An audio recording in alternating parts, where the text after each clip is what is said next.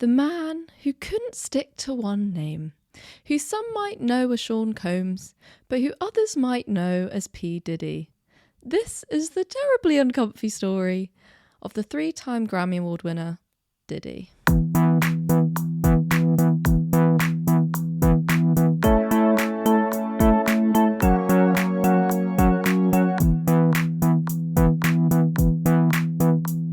Welcome to 6 Notes of Separation. If you're new to the podcast, here's how it's going to work. Every episode, I'm going to be diving into an artist, exploring their lives, their music, and any scandals they might have found themselves getting wrapped up in. But to keep things a little cheeky for you all, every episode I do has to be linked to the previous and succeeding artist in some way.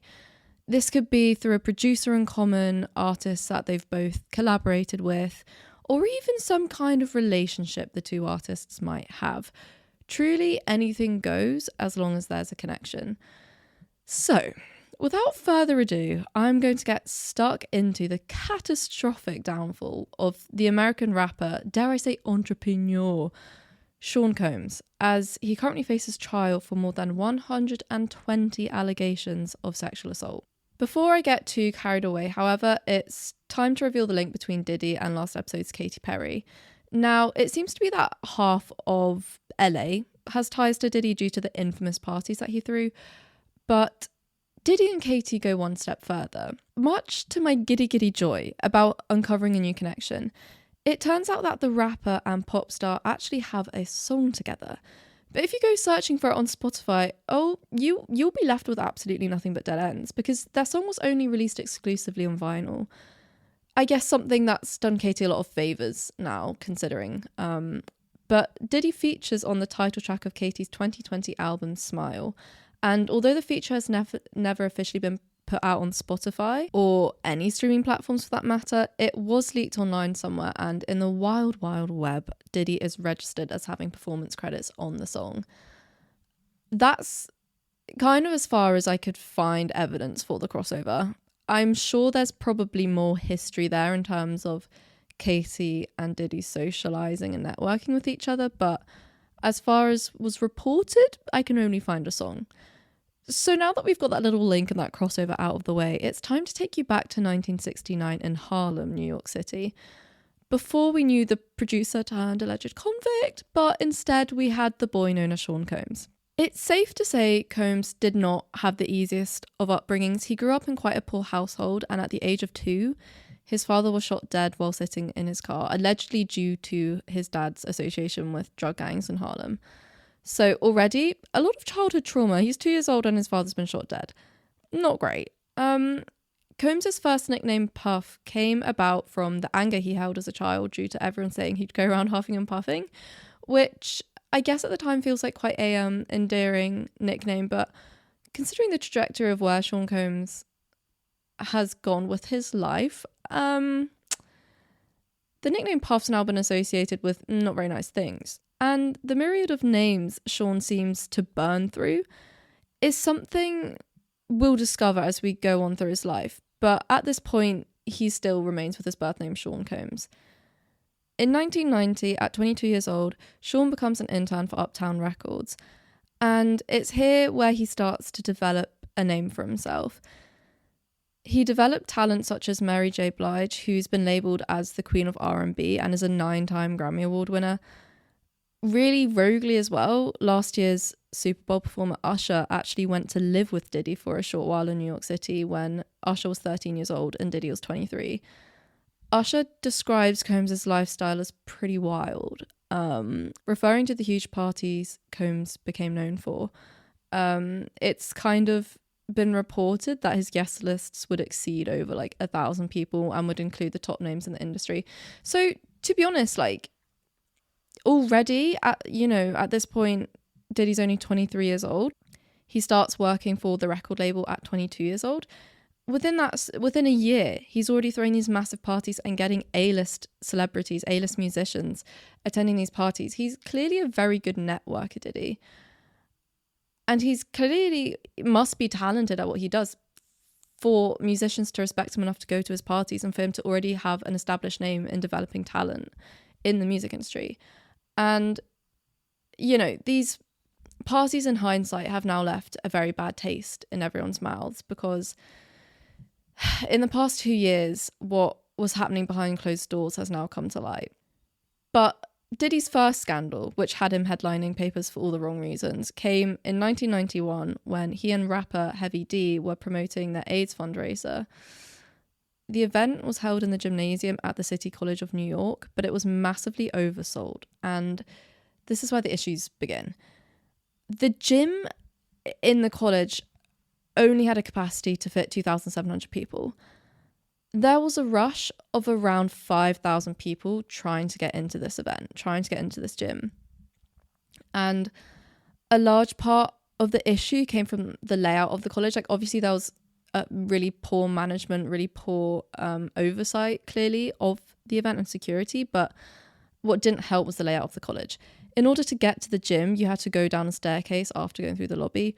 But as opposed to the doors at the bottom of the stairs opening out into the gym so everyone could go bursting out from the stairs, the doors were opened inwards. In order to get through, you had to open the doors inwards to get to the gym. So what this meant is, obviously, with 5,000 people rushing through the lobby and down the stairs, it meant that the poor people at the bottom of the stairs who had to pull the doors inwards to let everyone out were just tragically crushed. 9 people died in the crushing. The ages of those who were killed ranged from 15 to 28 years old. And whilst multiple wrongful death and personal injury lawsuits were filed, it doesn't feel like the event caused a lot of reputation damage to Sean Combs or Heavy D. I think the event was widely seen more as a tragic accident than as an easy point of blame. I think, as I said, it was more so like the layout of the college, which seems to get a lot of blame, which seems a bit ridiculous because there is obviously management and security and event protection issues there. But that all being said, Sean Combs and Heavy D kind of escape unscathed, I would say. In 1993, Combs was fired from Uptown Records and established his own record label, Bad Boy Records, bringing the Uptown artist Christopher Wallace, better known as the Notorious B.I.G., with him. His in-house production team, the Hitmen, soon became very, very, very successful, working with critically acclaimed artists such as Usher, Mariah Carey, and Aretha Franklin. So it's safe to say that by 24 years old, Sean Combs was already being noticed for his talent and success in the music industry. Not only had he directed talent under Uptown Records, as we saw with Mary J. Blige, but he'd also set up his own label and production team that were working with chart-topping artists of the time. I mean, Aretha Franklin. Come on, that's insane.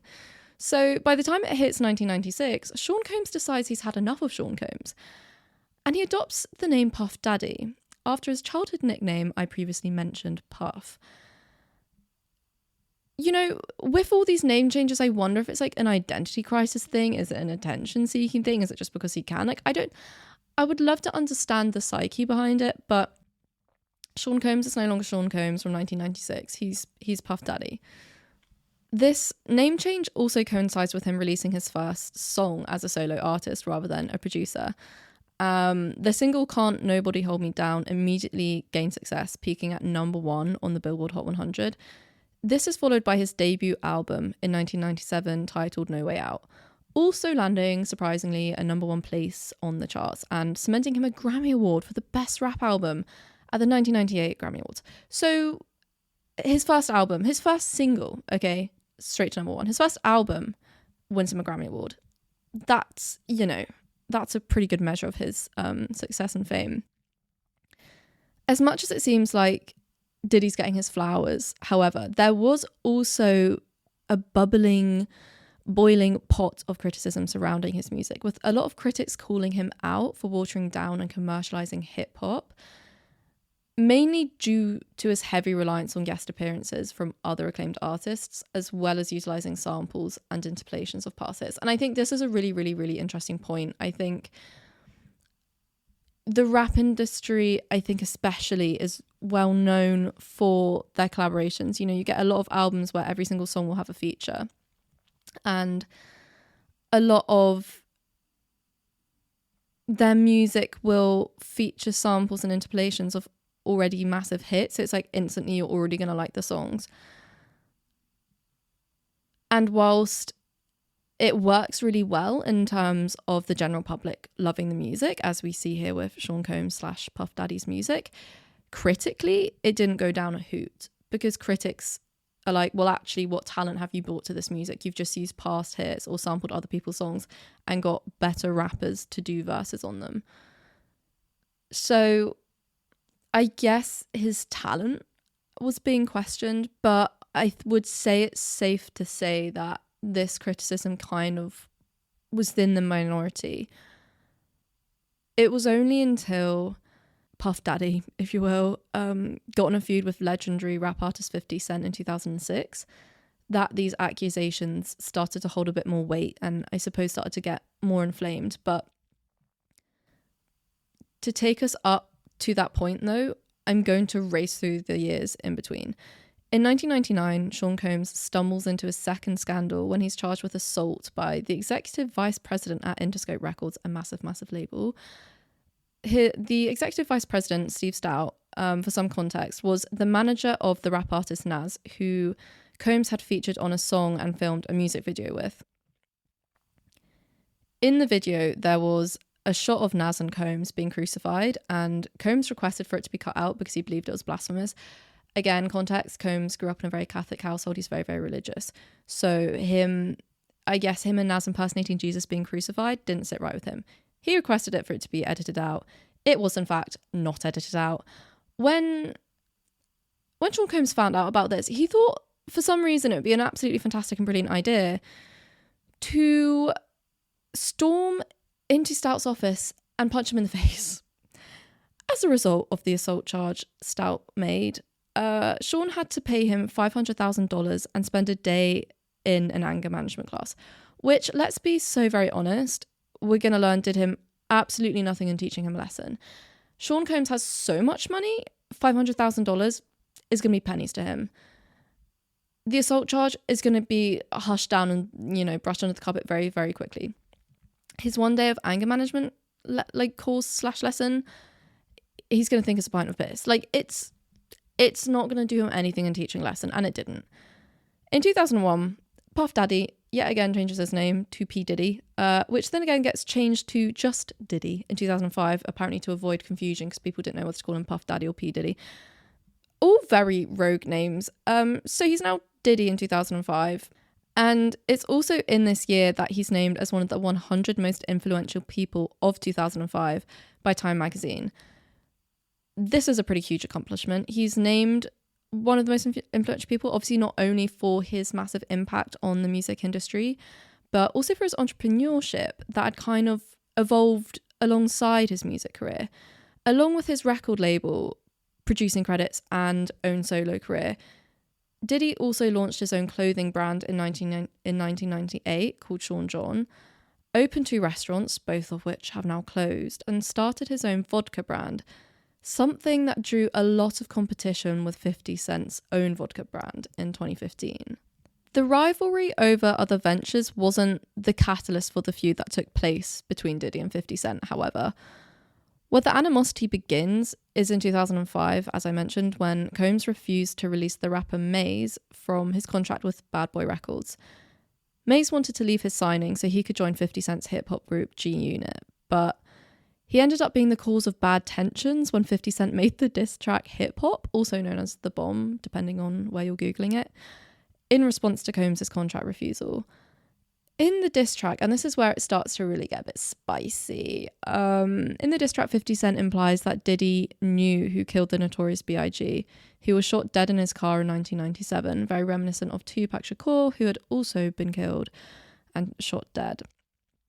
I haven't done a lot of digging into Tupac's murder and the Notorious B.I.G. and how they're linked, but there's a lot of conspiracy theories that the two are linked, and that there was an accusation for a while that it wasn't just 50 Cent that said this, but there was some evidence suggesting that Diddy was behind it, and I think record labels were behind it. Again, that's something I need to find out a bit more about because it sounds really interesting. But the fact that 50 Cent accuses Diddy of kind of murdering one of Diddy's proteges, if you will, is very, very personal. As I said, the Notorious B.I.G. was talent that Sean Combs kind of nurtured when Christopher Wallace / Biggie Smalls / the Notorious B.I.G. was under Uptown Records, and then when Sean established his own record label, obviously Christopher Wallace followed him. So to suggest that Sean murdered him is kind of a bit deep. And I'm surprised didn't cause more of a reaction from Diddy, if I'm completely honest. Where 50 Cent tapped into the general feelings that critics had of Diddy's music, as I mentioned earlier, is when he also accused him of profiting off Biggie Smalls after he died through releasing the Notorious B.I.G.'s posthumous albums and sampling his songs, something which always gets a lot of attention and criticism due to the fine line of respecting a late musician's work over trying to make money from, more times than not, what's been a really shocking death. And again, this is something that's very disputed in the music industry, is the idea of posthumous albums. For those of you who don't know, posthumous albums are just albums that have been released since musicians died. And it's always a very, is debatable the right word? It's always a very contested thing that happens because there are such dividing opinions between, as I just mentioned, family members wanting to release the musician's work because, you know, it's an art form and it's a form of expression and it's made for the world to hear. But I think there's another side to it where it can get quite cynical and people think it's a way of labels profiting off musicians even after they've died. And also I think there's a very, very strong opinion that music for musicians is a lot of the time it's their therapy, it's their art form, it's their way of expression. So if someone else is releasing their music after they've died, it's not really like they've had a say. It's not like they've had a final say over their music. You know, sometimes if it's unfinished work and someone else, like their producer, finishes it off, it's like that music could be released in the way that the artist wouldn't want, and therefore it's an unjust and unfair expression of their music. It's not how they, you know, it might not be how they intended it to sound. So sometimes even though people do it to respect the artist, it can feel very disrespectful because it's not actually the music they would have wanted to release sometimes. I don't know if that makes sense, but after all these years, the abrasive relationship between Diddy and 50 Cent has absolutely resurged with a vengeance. It's got quite some momentum behind it. The latest being the announcement that in light of all the sexual assault allegations that have been made against Diddy, 50 Cent has been given the green light to make a docuseries with Netflix titled Diddy Do It. And I mean, an absolutely genius name, an absolutely ingenious name, if you ask me. Just so good. Like, whoever, that marketing campaign for that, phenomenal. And the fact that 50 Cent's behind it, kind of even more hilarious. Like, obviously, not for 1 minute is any of the sexual assault allegations that have been made. It's hilarious. That's absolutely not what I'm saying. But I think Sean Combs having his downfall narrated by 50 Cent, I don't know. I think there's a little bit of humor in that. So that brings you up to speed on where Diddy's at now with his career being very much in the gutter. There's some very dark irony which came with his final name change in 2018 to Brother Love, because only 6 years later he's found himself headlining every tabloid pretty much ever for the grotesque and growing number of sexual assault lawsuits which have been filed against him. The first really incriminating lawsuit against Diddy came in November 2023 from his ex-girlfriend Cassie Ventura, who was in what she describes as an abusive and coercive relationship with Diddy from 2007 to 2018. So that's 11 years of being in this horrendous relationship. She accused him of rape, sex trafficking, and physical abuse, which was backed up with evidence in May this year when CCTV footage of Diddy pushing Cassie to the floor and kicking her was released.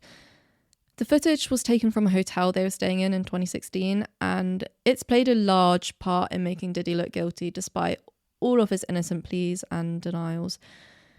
You know, this assault that took place in the hotel was detailed in Cassie's lawsuit, so the fact that Sean Combs denied everything in the lawsuit, and then this evidence later comes out to support what Cassie's saying, it doesn't put Sean Combs / Diddy in a good light at all.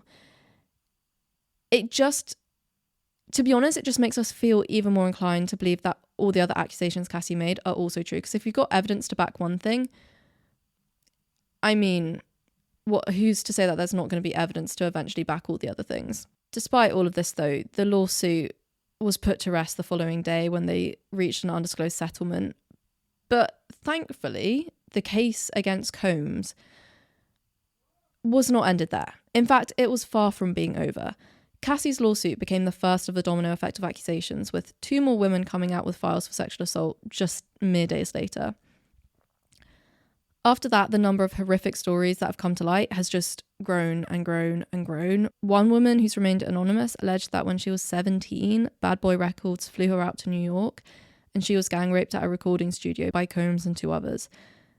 The producer Rodney Jones Jr., who had worked with Brother Love on his 2023 album, The Love Album, also came out at the beginning of this year, accusing Combs of forcing him to hire prostitutes and participate in sex acts, claiming that Combs tried to groom him into having sex with another man. I mean, the stories that have been uncovered and are continuing to be discovered are so shocking and so sickening. And to think it's been going on for so long. You know, I think the earliest lawsuit filed against him is dated back as early as 1991. It's just it's demoralizing. It's disgusting, and it's terrifying how many people probably knew this was going on and how no one felt like they could speak up, or how no one did speak up. You know, as of October the 1st this year, Sean Combs has been charged with 120 sexual assault, rape, and sexual exploitation allegations. 25 of whom were minors, one of whom was 9 years old. I mean, you can't... It's shocking and it's disgusting, and it's really upsetting that it's kind of become this... I don't want to say norm, but it's become this trend, I guess, or this pattern that seems to happen in, I hate to say it, but in the rap and hip hop industry. And I think there are some artists out there who really speak up and out against sexual abuse and against sexual assault in the rap and hip hop industry. You know, people like 50 Cent, because they don't want the public's perception of rap and hip hop to be just that. They don't want the rap and hip hop industry to just be linked constantly to these horrible, horrible allegations and accusations. In March this year, Sean Combs' properties in LA, New York and Miami were raided, and the police found possessions of drugs, illegally modified rifles, and more than 1,000 bottles of baby oil, something which, you know, has gone mad on social media, but also something which Ventura mentioned were used in orgies known as freak-offs. In these freak-offs, it's been alleged that Combs would coerce partygoers into engaging in sexual activities and then tape it to pressure them into silence. So as things currently stand, Sean Combs, P. Diddy, Brother Love, whatever you want to call him, was arrested in September this year with charges of sex trafficking and racketeering. In this case, accusations of kidnapping, drugging and coercing women into sexual activities, sometimes via firearms and acts of violence. It can't really get much worse than that. And he's currently being detained in Brooklyn as he awaits his trial, which is set to take place in May of next year. Artists that used his name in song lyrics as something symbolic of the man to be have now adapted and changed their songs to exclude him from ever being mentioned. And it's safe to say Brother Love is not going to feel the love from the public if he's going to ever come back to the music scene. I think this whole thing coming to light, just, number one, is obviously very depressing, very horrific, very demoralizing, as I said, but it's kind of terrifying at the same time, because this is just one rap artist, and the fact that so many of the allegations said that, you know, Combs assaulted them alongside other people from his label, it just makes you think there's so many people who are still out in the world who took part in all these activities with Combs and who are walking around completely free, who are roaming the earth, probably not a worry or a shred of guilt in them. And again, it makes you think, if, this has taken years and years and years to come out. The earliest accusation was in 1991. It's only like 30 or so years later that Sean Combs is finally going to court and is finally facing charges against him. And as we all know, Sean Combs became infamous for his parties, but he became really renowned for these massive Hollywood parties he'd throw, and the amount of people at those parties. Again, it makes you question who's staying silent, who's seen these accusations come to light, and who's seen them and read the newspapers and is now